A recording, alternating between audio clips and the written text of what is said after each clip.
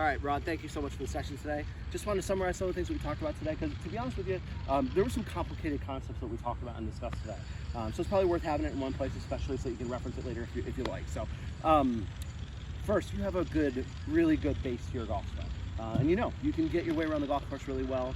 I think what my overall vision for your golf swing is to give you less flipping and manipulating of the club to do at the bottom. I think you have some sense that that's been your major kind of issue, and I know that's why you've messed with all kinds of actions that you've used to try and basically control the club face at the bottom. So let's go through just briefly what we identify as some of the major swing flaws or issues that you had. So what you tended to do was lift your left arm a little bit too high with the way that we describe as a lack of depth, and again, that's referring to how far behind or in front of you is your lead arm, right? How far behind?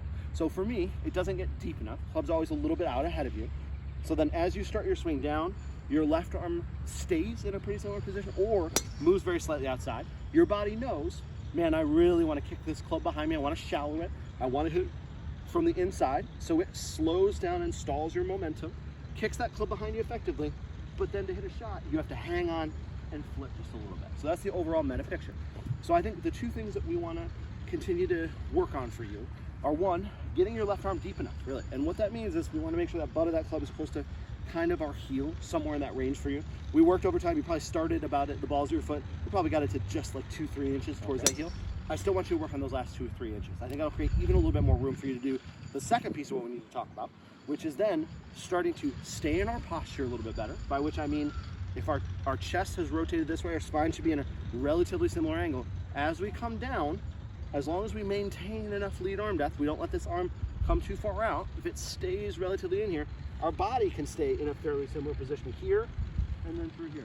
There's a little bit of releasing of that angle at the very bottom, but for you would get here, stand up quite a bit, and then flip it at the bottom.